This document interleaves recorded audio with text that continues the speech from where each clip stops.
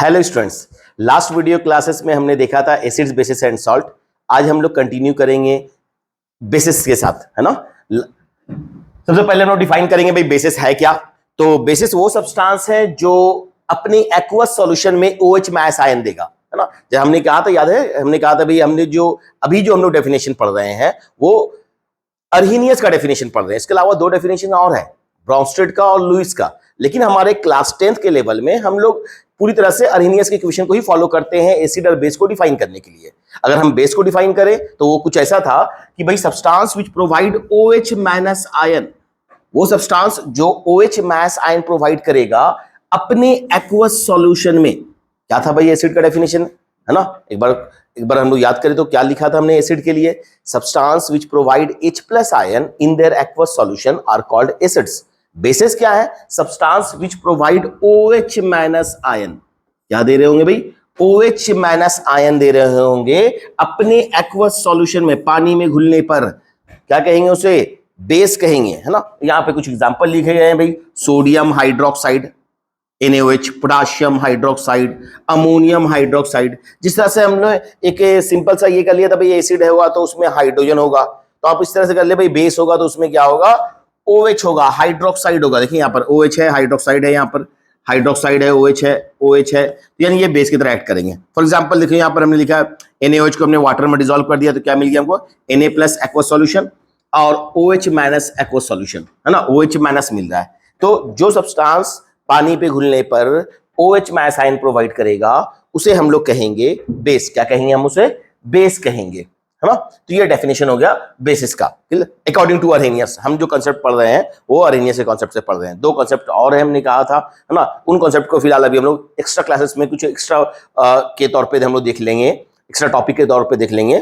फिलहाल अभी हम लोग जो देख रहे हैं कंप्लीटली जो हमारे क्लास 10th बोर्ड में आएगा डेफिनेशन, उसे हम लोग फॉलो कर रहे हैं, या 10th के या NCERT को हम लोग फॉलो कर रहे हैं, है ना। तो क्या देख रहे हैं हम लोग, भाई क्या है बेस, वो सब्सटेंस जो OH माइनस आयन देगा अपने एक्वस सॉल्यूशन में उसे हम लोग बेस कहेंगे। For example sodium hydroxide, potassium hydroxide, ammonium hydroxide. OH दिख रहा है भैया किसी मेटल के साथ जुड़ा हुआ, किसी पॉजिटिव रेडिकल के साथ जुड़ा हुआ, यानी कि वो बेस होगा। फॉर एग्जांपल NaOH को हमने वाटर में डिसॉल्व किया, क्या मिल गया, Na प्लस और OH माइनस आयन, है ना। तो ये हो गया भाई डेफिनेशन। फिर हम लोग लिख लेंगे जनरल प्रॉपर्टीज बेसिस का। जिस तरह से हमने एसिड का देखा था कुछ जनरल प्रॉपर्टीज, तो लिख लेते हैं हम लोग जनरल प्रॉपर्टीज। एसिड का जनरल प्रॉपर्टीज क्या क्या देखा था भाई, एसिड्स आर सोर इन टेस्ट, तो यहां पे हम लोग लिखेंगे bases are bitter in taste, कड़वे होते हैं, bitter in taste. Bases are bitter in taste, कड़वे होते हैं। बेसिस क्या होते हैं भैया, कड़वे होते हैं, है ना। उसके अलावा बीटर होते हैं। एसिड क्या था, सोर इन टेस्ट। फिर क्या लिखा था हमने वहां पर एसिड्स में कि भाई इट कन्वर्ट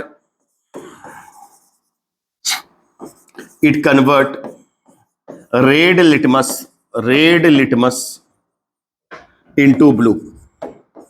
वहां पे हमने क्या देखा था, वो ब्लू लिटमस को रेड में चेंज कर रहा था। हमने कहा था लिटमस क्या है, इंडिकेटर, जो आगे हम लोग पढ़ेंगे इंडिकेटर के बारे में, है ना। तो ये लिटमस क्या है, इंडिकेटर है। क्या है भाई, इंडिकेटर है। तो जो ब्लू लिटमस, एसिड क्या कर रहा था, ब्लू लिटमस को रेड में चेंज कर रहा था, और यहां पर बेस क्या कर रहा है, रेड लिटमस को ब्लू में चेंज कर रहा है ना। Clear.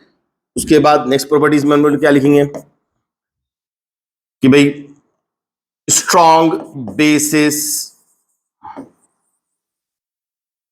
Are corrosive in nature. याद है ना, कोरोसिव नेचर हमने लिखा था एसिड के लिए लास्ट वीडियो में। जो उन्होंने लास्ट वीडियो नहीं देखा वो देखें वहां पर। तो हमने क्या बताया था कि एसिड क्या है, कोरोसिव नेचर के होते हैं, है ना। इट कैन, स्ट्रॉन्ग एसिड जो होंगे, it can burn our skin, they can eaten up the metal, है ना। तो वही बात यहां भी बात करेंगे, bases are corrosive in nature. Bases क्या होंगे, कोरोसिव नेचर के होंगे, बेसिस कोरोसिव नेचर के होंगे, यानी कि वो क्या करेंगे, मेटल को इटन अप कर लेंगे, या फिर स्ट्रॉन्ग बेसिक कांटेक्ट में आएगा तो मेरा स्किन भी बर्न हो सकता है। Next properties, aqueous solution of bases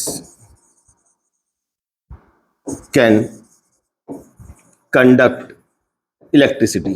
हमने लिखा था भाई, है ना, एसिड का भी एक्वा सॉल्यूशन क्या कर रहा था, इलेक्ट्रिसिटी कंडक्ट कर रहा था, बेस का भी एक्वा सॉल्यूशन इलेक्ट्रिसिटी कंडक्ट करेगा। क्यों भाई? क्योंकि जब हम इसे वाटर में डिसॉल्व करेंगे तो ये आयन में टूट गया था, देखा था ना हमने कि भाई जब सोडियम हाइड्रोक्साइड को या किसी भी दूसरे बेस को हम वाटर में डिसॉल्व करेंगे तो ये Na+ और OH- में डिसोसिएट हो रहा था, and therefore they can conduct electricity in their aqueous solution. क्योंकि हमने बताया था इलेक्ट्रिसिटी कंडक्ट करने के लिए हमें क्या चाहिए, फ्री आयन या फिर फ्री इलेक्ट्रॉन। बेस को पानी में घोलने पे ये क्या दे रहा है, फ्री आयन दे रहा है, इसलिए इलेक्ट्रिसिटी कंडक्ट कर सकते हैं, है ना। तो ये था भाई जनरल प्रॉपर्टीज। एक बार फिर से देख ले जनरल प्रॉपर्टीज जो हमने एसिड में लिखा था, क्या क्या लिखा था, बस उसी को काउंटर कर लिया, समझ लीजिए। वहां पे लिखा था हमने एसिड्स आर सोर इन टेस्ट, यहाँ बेस क्या होते हैं भाई, सोर की जगह बीटर कर देंगे। वहां हमने लिखा था कि acid convert red litmus into blue, sorry blue litmus into red, यहाँ बेस में लिख दिया हमने red litmus into blue. Strong acids are corrosive nature, यहाँ भी भैया strong bases are corrosive in nature, strong base भी कोरोसिव नेचर के होते हैं। फिर हमने लिखा क्या भाई, एक्वस सॉल्यूशन जो होगा एसिड का can conduct electricity, aqueous solution of base can also conduct electricity, क्योंकि यहां भी भाई एक्वस सॉल्यूशन में क्या मिल रहा है, हमें फ्री आयंस मिल रहे हैं। अब उसके बाद फिर हमने क्या देखा था, क्लासिफिकेशन। इसका क्लासिफिकेशन देखा था एसिड का, तो अब हम यहां बात करेंगे क्लासिफिकेशन ऑफ बेसिस। तो अब देखेंगे हम लोग यहां पर classification of basis, classification of basis.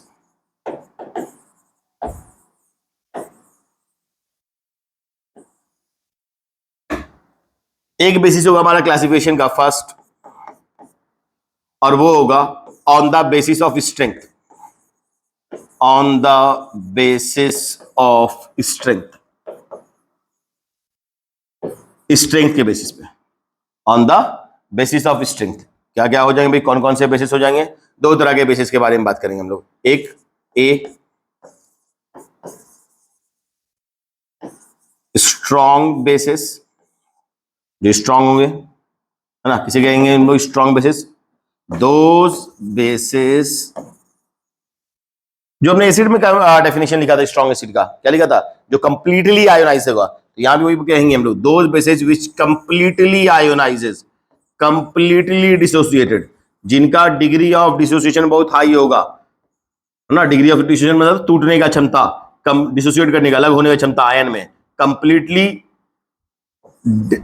Ionises, completely ionizes in their aqueous solution, completely ionizes in their aqueous solution are called strong bases। वो बेसिस जो अपने एक्वस सॉल्यूशन में 100% आयनाइज कर जा रहा है, कंप्लीट आयनाइज कर दे रहा है, 90% आयनाइज कर जा रहा है, उसे कहेंगे हम लोग स्ट्रॉन्ग बेसिस। एग्जाम्पल में यहां लिखेंगे हम लोग sodium hydroxide, potassium hydroxide, calcium hydroxide etcetera, ये सारे स्ट्रॉन्ग बेस है। अगर आप सोडियम हाइड्रोक्साइड को या पोटाशियम हाइड्रोक्साइड को वाटर में डिसॉल्व करेंगे तो ये कंप्लीटली आयोनाइज कर जाएंगे। यानी अगर हमने 100 मॉलिक्यूल्स लिया था NaOH का, तो 100 के 100 Na+ और 100 OH- में डिसोसिएट कर जाएगा, है ना। यहाँ पे हम लोग सिंगल एरो दिखाएंगे, ये बता रहा है क्या कि भाई कम सारे आयनाइज कर गए, कोई भी मॉलिक्यूलर फॉर्म में नहीं रहा, कोई भी जुड़ा हुआ नहीं रहा, सबके सब आयनाइज कर गए, तो ये स्ट्रॉन्ग बेस कहलाएंगे। क्या कहलाएंगे, स्ट्रॉन्ग बेस। और हमने लिखा था strong base are corrosive nature, यानी ये जो बेसिस होते हैं वो कोरोसिव नेचर के होते हैं, they can burn our skin, है ना। तो ये स्ट्रॉन्ग बेस का डेफिनेशन हो गया। तो हम लोग स्ट्रेंथ के बेसिस पर बेस को दो कैटेगरी में बांट सकते हैं, स्ट्रॉन्ग बेस और वीक बेस। पहले हम लोग स्ट्रॉन्ग बेसिस के बारे में बात कर रहे थे, अब वीक बेस के बारे में बात करेंगे, है ना। और वही सेम डेफिनेशन यूज कर रहे हैं जो हमने स्ट्रॉन्ग एसिड और स्ट्रॉन्ग बेस के लिए, स्ट्रॉन्ग एसिड और वीक एसिड के लिए किया था। स्ट्रॉन्ग एसिड जो कंप्लीटली आयोनाइज करेगा वो स्ट्रॉन्ग एसिड, जो पार्शियली आयोनाइज करेगा वो weak acid. Same definition base के लिए, strong base those bases which completely ionizes in their aqueous solution are called strong bases. Those bases which partially, आधा अधूरा 5% 10% उसका आयनाइजेशन हो रहा है, वो टूट रहा है अपने आयन में और OH में ऐसा आयन दे रहा है, बाकी आयोनाइज नहीं कर रहे, बाकी मॉलिक्यूलर फॉर्म में ही रह रहे हैं, एज इट इज रह रहे हैं, जुड़े हुए रह रहे हैं, उसे कहेंगे हम लोग वीक बेसिस। तो ये डेफिनेशन हो गया स्ट्रॉन्ग बेसिस का। अब हम लोग बात कर लेते हैं वीक बेसिस का डेफिनेशन और उसके एग्जाम्पल। तो भाई on the basis of strength basis can be strong bases और वीक बेसिस। वीक बेसिस को कैसे डिफाइन कर रहे हैं हम लोग? Those bases which partially ionizes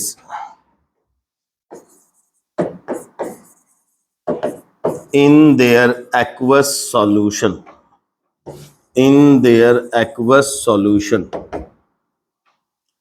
वो बेसिस जो पार्शियली आयोनाइज करेंगे अपने एक्वस सॉल्यूशन में क्या कहलाएंगे?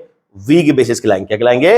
वीक बेसिस कहलाएंगे, है ना। उन बेसिस को हम लोग कहेंगे वीक बेसिस। एग्जांपल अगर हम लोग बात करें तो एग्जांपल हो जाएगा अमोनियम हाइड्रोक्साइड या फिर मैग्नीशियम हाइड्रोक्साइड MgOH2, ये एक वीक बेस है।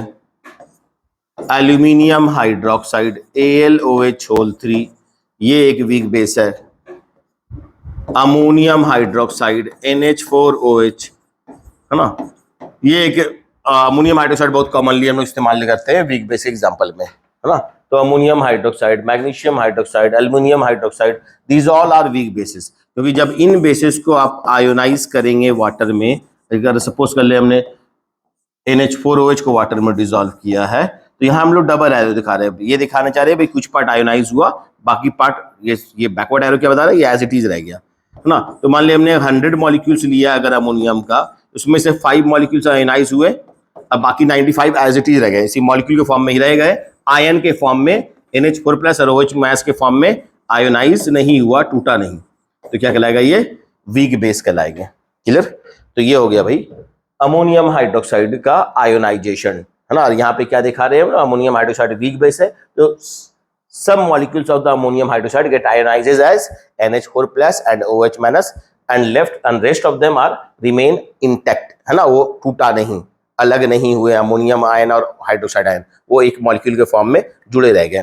तो ऐसे को बेस को कहते हैं हम लोग वीक बेस, जो क्या होगा? पार्शियली आयनाइज करेगा, बाकी पार्ट उसका अनआयोनाइज्ड रहेगा, ऐसे ही रह जाएगा। ऐसे बेसिस को हम लोग वीक बेसिस कहते हैं, है ना। तो ये हो गया भाई बेसिस का क्लासिफिकेशन। किस बेस पे? On the basis of strength. जैसे हमने एसिड में देखा था स्ट्रॉन्ग एसिड, वीक एसिड, यहां भी देखा स्ट्रॉन्ग बेस और वीक बेस, सेम डेफिनेशन कि भाई जो बेस कंप्लीटली आयोनाइज करेगा अपने एक्वस सॉल्यूशन में, स्ट्रॉन्ग बेस कहलाएंगे। जो बेस पार्शियली आयोनाइज करेंगे अपने एक्वस सॉल्यूशन में, वो वीक बेस कहलाएंगे। आगे देखते हैं हम लोग। नेक्स्ट वे है हमारे पास क्लासिफिकेशन का बेस का, और वो है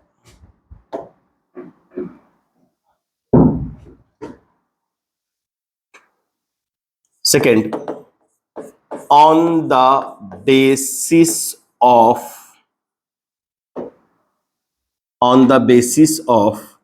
acidity।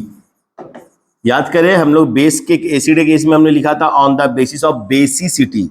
एक एसिड कितना H+ आयन देगा वो कहलाता था उसका basicity.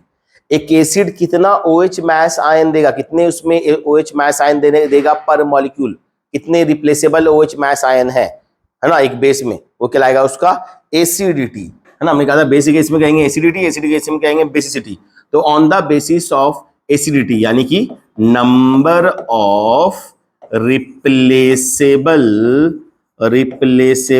OH minus ion, number of replaceable OH minus ion, है ना। कितने रिप्लेसेबल OH माइनस आयन है, उसके बेसिस पर हम लोग बेस को अलग अलग वे से क्लासिफाई करेंगे। इसमें से पहला हो जाएगा फर्स्ट, है ना, क्या? Mono acidic base. वहां पे क्या लिखा था? मोनो बेसिक एसिड, यहां कहेंगे मोनो एसिडिक बेस। वही डेफिनेशन इसे कहा था हमने, मोनो बेसिक एसिड, जो एसिड सिंगल H+ आयन देगा पर मॉलिक्यूल। यहां किसी कहेंगे monoacidic base, those base which provide single OH mass ion per molecule. तो क्या लिखेंगे भाई? दोज बेसेस which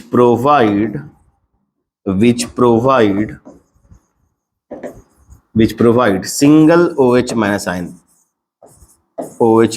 ion या 1 OH minus ion।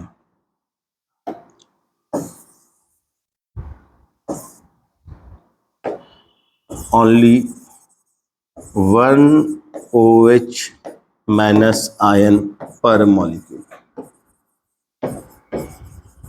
उन्हें क्या कहने वाले हम लोग? Mono acidic base. Example NaOH, चाहे वीक हो या स्ट्रांग हो, NH4OH, KOH, जिनमें एक ही OH दिख रहा है वो मोनो एसिडिक हो जाएंगे, एक्सेट्रा। सिंगल OH दिख रहा है, यहाँ पे एक ही OH दिख रहा है ना। अगर आप NaOH को वाटर में डिसॉल्व करते हो तो क्या मिलता है? Na प्लस एक्वस और OH माइनस एक्वस, एक ही तो OH माइनस मिला है ना। या फिर अगर हम लोग NH4OH को, अभी हमने अमोनियम हाइड्रोक्साइड को का आयोनाइजेशन किया था वाटर में, तो क्या मिला था हमें? NH4 प्लस एक्वस और OH माइनस एक्वस। तो जो बेस वाटर में डिसॉल्व होने पे सिंगल OH माइनस आयन देंगे उसे कहेंगे हम लोग मोनो एसिडिक बेस। फिर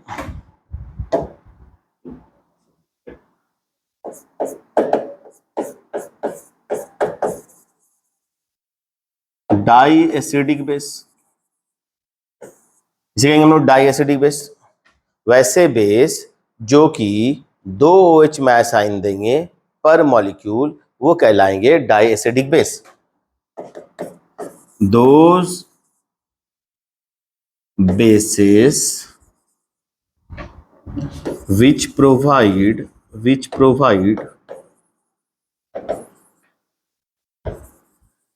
2 OH minus ion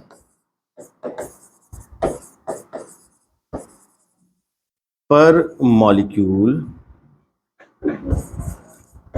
are called, या सीधा से पर मॉलिक्यूल नहीं लिख देते, पर मॉलिक्यूल आर कॉल्ड डाइएसिडिक बेस। क्या कहलाएंगे वो? डाइएसिडिक बेस कहलाएंगे।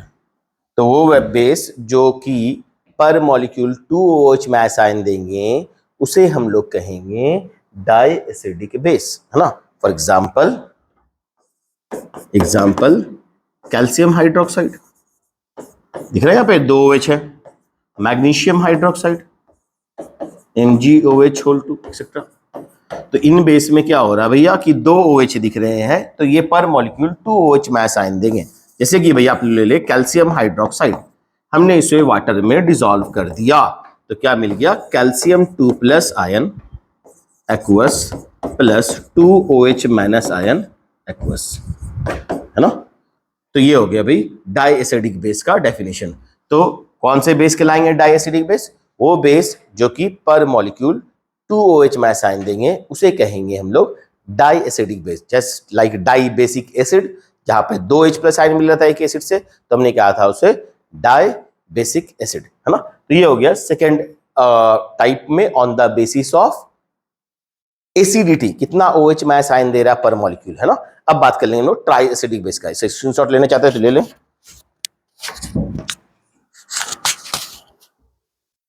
हाँ जी, तो अब हम लोग बात करते हैं ट्राई एसिडिक बेस का। चले, थर्ड कैटेगरी हो गया try acidic basis. Try acidic basis means those basis which provide 3 OH minus ion, bases which provide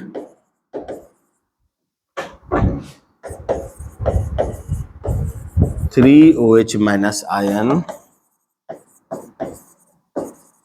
पर मॉलिक्यूल क्या कहलाएगा? Try acidic basis. एग्जाम्पल अगर हम लोग बात करें तो इसमें ये एग्जाम्पल ले सकते हैं हम लोग एल्यूमिनियम हाइड्रोक्साइड का एग्जाम्पल, बहुत कॉमनली, है ना, कि भाई अगर हम एल्यूमिनियम हाइड्रोक्साइड को वाटर में डिसॉल्व करने जा रहे हैं तो हमें क्या मिलेगा? Al3 plus plus plus 3 OH minus ion, 3 OH minus ion aqueous aqueous. कितना OH माइनस आयन मिल रहा है भाई? 3 OH माइनस आयन मिल रहा है पर मॉलिक्यूल। क्या कहलाएंगे ये? ट्राई एसिडिक बेस, है ना। तो हमने क्लासिफिकेशन किया बेसिस का, किस बेसिस पर? स्ट्रेंथ के बेसिस पर और एसिडिटी के बेसिस पर, कितना OH minus ion per molecule मिल रहा है। स्ट्रेंथ बेसिस पर bases can be strong base and weak base, और एसिडिटी के बेसिस पर bases can be monoacidic base, die acidic base and triacidic base. Clear है ना? तो ये हो गए भाई बेसिस के क्लासिफिकेशन। क्या हो गया? बेसिस के क्लासिफिकेशन। अब हम लोग बात करने जा रहे हैं chemical properties of basis, chemical reactions of basis, है ना? यहाँ पर एसिड के ऐसा के मुकाबले में यहाँ पे कम रिएक्शंस है, तो यहाँ पर बहुत ज्यादा रिएक्शंस नहीं पढ़ने हैं बेसिस के। हाँ, देखेंगे हम लोग कौन कौन से केमिकल रिएक्शंस है। केमिकल प्रॉपर्टीज बात कर लें अब हम लोग केमिकल प्रॉपर्टीज बेसिस का। केमिकल प्रॉपर्टीज, केमिकल प्रॉपर्टीज तो एक पढ़ेंगे हम लोग। क्या पढ़ा था वहां पे? पहला रिएक्शन कौन सा पढ़ा था एसिड के लिए? Reaction with acid, reaction acid reaction पढ़ा था, रिएक्शन विद मेटल। अब हम लोग यहाँ पे भी देखेंगे reaction with metal. First reaction देखेंगे रिएक्शन विद मेटल। यहां भी देख लेते भैया reaction with metal, reaction with metal. तो बेसिस सारे मेटल के साथ रिएक्ट नहीं करते, कुछ सिलेक्टिव मेटल के साथ रिएक्ट करते हैं, जैसे कि एल्यूमिनियम हो गया, जिंक हो गया, इनके साथ रिएक्शन कर लेता है बेस, है ना? सारे मेटल के साथ रिएक्ट नहीं करता। और यहां भी वही सॉल्ट और हाइड्रोजन गैस देगा, है ना? तो कह लेंगे भाई base react with, base react with, basis reacts with few metals. कुछ ही मेटल के साथ रिएक्ट करेगा, सारे मेटल के साथ रिएक्ट नहीं करता। Few metals like zinc, aluminium etcetera, and give और क्या देता है? Salt and evolve, salt and evolve. और कौन सा गैस निकालेगा? H2 gas. वैसे ही जैसा हमने वहां पे देखा था एसिड में कि भैया हमने मेटल का रिएक्ट किया था, एसिड के साथ क्या बना था? Salt plus hydrogen gas. तो जब हम किसी मेटल को बेस के साथ रिएक्ट करेंगे तो बनेगा salt plus hydrogen gas, hydrogen gas, है ना? और सारे बहुत कम ही मेटल ऐसे होंगे जो बेस के साथ रिएक्ट करेंगे, है ना? जैसे वहां पे एसिड में क्या तो ज्यादातर मेटल रिएक्ट करते हैं और सॉल्ट प्लस हाइड्रोजन गैस निकालते हैं। कुछ मेटल को छोड़ दिया जाए जो कि हाइड्रोजन से कम रिएक्टिव थे, तो उसके बारे में भी हम लोगों ने नहीं बताया। आगे जब हम लोग मेटल नॉन मेटल पढ़ेंगे तो वहां पे देखेंगे कि कौन से मेटल हाइड्रोजन गैस इवॉल्व कर सकते हैं एसिड के साथ।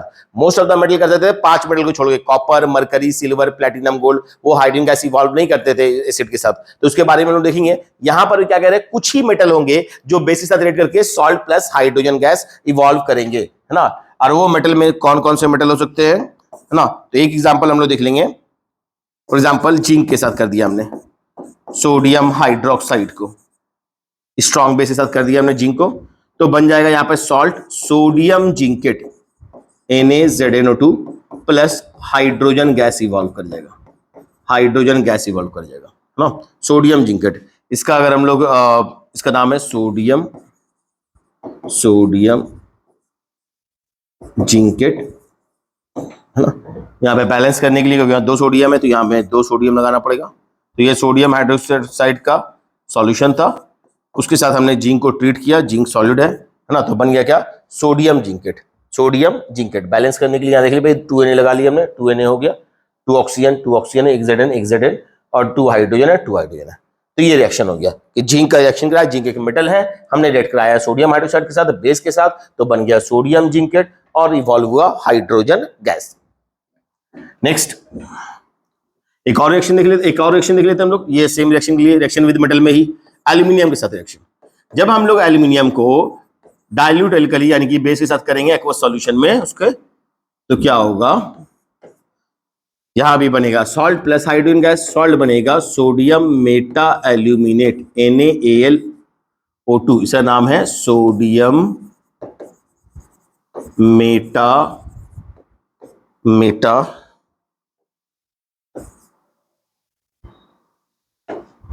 Sodium Meta aluminate, sodium Meta aluminate बनेगा प्लस हाइड्रोजन गैस निकलेगा। बैलेंस करने के लिए यहाँ पे आपने 3 लगाना होगा, यहाँ पे 2Al ले लेना होगा, 2NaOH और 2H2O। बैलेंस हो जाएगा। 2 एल्यूमिनियम 2 सोडियम एटम हो गया, और हाइड्रोजन एटम कितने हो गए भाई? 2 और 2 2 या 4, 4 2 6, 3 2 6, और 2 ऑक्सीजन एटम थे, 2 ऑक्सीजन एटम। ये बन गया सोडियम मेटा एल्यूमिनेट और हाइड्रोजन गैस, बन गया सॉल्ट प्लस हाइड्रोजन गैस। तो जब हम किसी बेस को रिएक्ट कराएंगे किसी मेटल के साथ, तो वही जो रिएक्शन एसिड में लिखा था वही रिएक्शन यहाँ लिख रहे हैं, सॉल्ट प्लस हाइड्रोजन गैस, है ना। हाँ, यहाँ पर ज्यादातर मेटल रिएक्ट नहीं करते, कुछ सिलेक्टिव मेटल रिएक्ट करते हैं, उनमें जैसे एल्यूमिनियम हो गया, जिंक हो गया, उनके साथ हमने रिएक्शन देखा। नेक्स्ट रिएक्शन है, सेकेंड रिएक्शन है रिएक्शन विद एसिड। ये रिएक्शन हमने देखा था एसिड में, क्या देखा था भाई, क्या नाम दिया था इस रिएक्शन का, जब एसिड और बेस रिएक्ट करते हैं आपस में तो neutralisation reaction, neutralisation reaction, neutralisation reaction कहते थे इसे, क्या कहते थे, न्यूट्रलाइजेशन रिएक्शन। क्या हुआ था याद है ना, लास्ट वीडियो में हमने पढ़ा था, एसिड को जब हमने बेस के साथ ट्रीट किया तो बना था सॉल्ट प्लस वाटर, और इसी रिएक्शन को हमने कहा था न्यूट्रलाइजेशन रिएक्शन, है ना। याद करें, वहां पर एसिड के तौर पे सपोज कर ले हमने ले लिया हाइड्रोक्लोरिक एसिड, बेस के तौर पे ले लिया हमने सोडियम हाइड्रोक्साइड, तो बन गया था सॉल्ट NaCl प्लस H2O, है ना। HCl का एक्वस सॉल्यूशन ले लिया हमने, NaOH का एक्वस सॉल्यूशन ले लिया, तो NaCl का एक्वस सॉल्यूशन बन गया और बन गया H2O, है ना। तो ये था, ये रिएक्शन बन गया सॉल्ट, है ना, सॉल्ट और एसिड बेस को रिएक्ट किया तो बना सॉल्ट प्लस वाटर। इसी रिएक्शन हम कहते हैं हम लोग न्यूट्रलाइजेशन रिएक्शन। देखिए यहाँ पर HCl कैसे आयोनाइज करेगा, H प्लस और Cl मैच के तौर पे, NaOH से आयोनाइज करेगा Na प्लस एक्वस सॉल्यूशन में और OH मैच के तौर पे, तो क्या बना NaCl, NaCl कैसे आयोनाइज करेगा Na प्लस और Cl मैच के तौर पे प्लस H2O। अब देखिए वहां पे Na प्लस इस साइड में भी, लेफ्ट साइड में भी Na प्लस है, Cl माइनस Cl मैच, तो बचा क्या भैया, H प्लस और OH मैच, एसिड का H प्लस और बेस का OH मैच, यही ना। और ये दोनों आपस में मिलकर क्या बना दिया, एक न्यूट्रल मॉलिक्यूल H2O बना दिया। यानी एसिड का H प्लस और बेस का OH मैच आपस में मिल रहा है एक तरह से देखा जाए तो, है ना। यहाँ भी NaCl था तो उसको पहले आयोनाइज कर दिया, NaOH को आयोनाइज कर दिया, HCl को आयोनाइज कर दिया, तो यहाँ पर Na प्लस है, उधर भी Na प्लस है, तो उसको कैंसिल आउट कर दिया हमने, Cl मैच है, उधर भी Cl मैच है, उसको कैंसिल आउट कर दिया, तो बचा क्या फाइनली, एसिड का H प्लस, बेस का OH माइनस, और जब H प्लस और OH मैच दोनों मिलकर क्या बन गया, एक न्यूट्रल मॉलिक्यूल H2O। इसलिए इस रिएक्शन को कहते हैं न्यूट्रलाइजेशन रिएक्शन। एसिड के H प्लस को बेस का OH मैच और बेस के OH मैच को एसिड का H प्लस न्यूट्रलाइज कर दे रहा है, वो दोनों आपस में मिल जा रहे हैं और एक न्यूट्रल मॉलिक्यूल का निर्माण कर रहे हैं, दैट इज H2O। हम लोग जानते हैं H2O एक न्यूट्रल मॉलिक्यूल है, इसलिए इस रिएक्शन को कहते हैं हम लोग न्यूट्रलाइजेशन रिएक्शन, है ना। क्या कहते हैं इस रिएक्शन को, न्यूट्रलाइजेशन रिएक्शन। और लास्ट सेक्शन में लिखा भी था हमने कि ये रिएक्शन हमेशा एक्सोथर्मिक होगा, ऑलवेज एक्सोथर्मिक होगा। जब भी एसिड और बेस मिलेंगे तो बनेगा सॉल्ट प्लस वाटर, और वो क्या होगा, हमेशा एक्सोथर्मिक रिएक्शन होगा। इस रिएक्शन का नाम है न्यूट्रलाइजेशन रिएक्शन, है ना। और एक लास्ट रिएक्शन हम लोग देख लेंगे बेस का, जैसे हमने वहां पे देखा था एसिड का रिएक्शन मेटल ऑक्साइड के साथ, अब यहां पे देखेंगे हम लोग third reaction, reaction with non metal oxide, non metal oxide, non metallic oxide के साथ रिएक्शन करेंगे हम लोग, नॉन मेटेलिक ऑक्साइड के साथ रिएक्शन करेंगे। याद है हमने क्या बताया था लास्ट वीडियो में कि जो मेटल के ऑक्साइड होते हैं वो अक्सर बेसिक होते हैं, और जो नॉन मेटल के ऑक्साइड होते हैं वो अक्सर एसिडिक होते हैं। तो जब हम लोग अभी जस्ट देखा भी हमने न्यूट्रलाइजेशन रिएक्शन में क्या, जब एसिड का रिएक्शन कराएंगे बेस के साथ तो क्या बनेगा, सॉल्ट प्लस वाटर, क्योंकि नॉन मेटल का ऑक्साइड एसिड की तरह बिहेव करता है, और जब हम बेस के साथ रिएक्ट कराएंगे क्या बनेगा, salt plus water, same reaction होगा, है ना। क्या बोल रहे हैं हम लोग, जब हम लोग बेस को रिएक्ट कराएंगे किसी नॉन मेटल ऑक्साइड के साथ, नॉन मेटल ऑक्साइड के साथ, नॉन मेटेलिक ऑक्साइड के साथ, तो क्या बनेगा, क्योंकि नॉन मेटेलिक ऑक्साइड एक एसिड की तरह बिहेव करता है, उसमें एसिडिक नेचर होता है, तो क्या बनेगा, जो एसिड और बेस के बीच में रिएक्शन हुआ था neutralisation reaction, salt plus water, तो वही होगा। नॉन मेटल ऑक्साइड के तौर पे ले लो कार्बन डाइऑक्साइड, कार्बन एक नॉन मेटल है, उसको ऑक्सीजन से बना दिए कार्बन डाइऑक्साइड, और उसका रिएक्शन कर दिए बेस के साथ सोडियम हाइड्रोक्साइड के साथ, है ना, तो क्या बन गया, सॉल्ट, सोडियम कार्बोनेट, है ना, ये यहां पे लगाते हैं, और साथ में बन जाएगा क्या, H2O।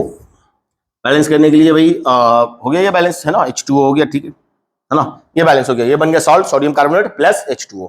एक और रिएक्शन देख सकते हैं हम लोग, कोई नॉन मेटल ऑक्साइड ले ले, मान लो ले लिया हमने सल्फर ट्राइऑक्साइड, रिएक्शन कर दिया हमने उसका कैल्शियम हाइड्रोक्साइड के साथ। कैल्शियम हाइड्रोक्साइड एक बेस है, सल्फर एक नॉन मेटल है, नॉन मेटल का ऑक्साइड कैसा होता है, एसिडिक होता है, दोनों आपस में कंबाइन कर गए, बन गया सॉल्ट कैल्शियम सल्फेट, क्या बन गया, कैल्शियम सल्फेट, और क्या बन जाएगा भैया, 2H2O, 2H2O, सॉरी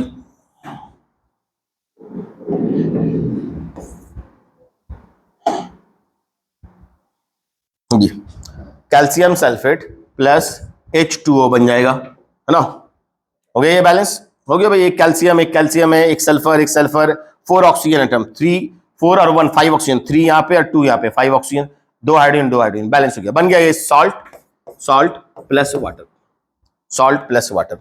तो जब हम किसी एसिड का रिएक्शन कराते थे किसी बेस के साथ, तो क्या कहा था इस रिएक्शन को हम लोग, neutralisation reaction, salt plus water बना था।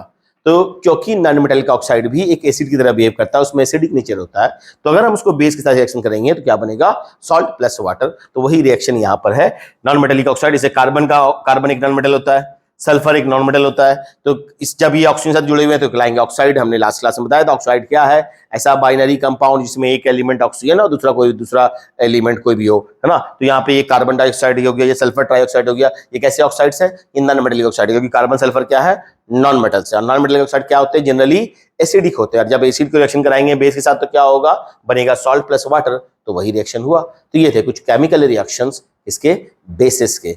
अब हम लोग आगे जाके नेक्स्ट वीडियो में हम लोग नेक्स्ट टॉपिक को डिस्कस करेंगे, और वो होगा हमारा इंडिकेटर और सॉल्ट के बारे में, सॉल्ट का एक इंट्रोडक्शन देखेंगे, है ना। तो आने वाले वीडियोस में हम लोग जो रिमेनिंग पार्ट है इस चैप्टर का, एसिड और बेस को हमने कवर अप कर लिया। अब हम लोग बात करेंगे सॉल्ट के बारे में और इंडिकेटर्स के बारे में, सॉल्ट के बारे में डिस्कस करेंगे हम लोग।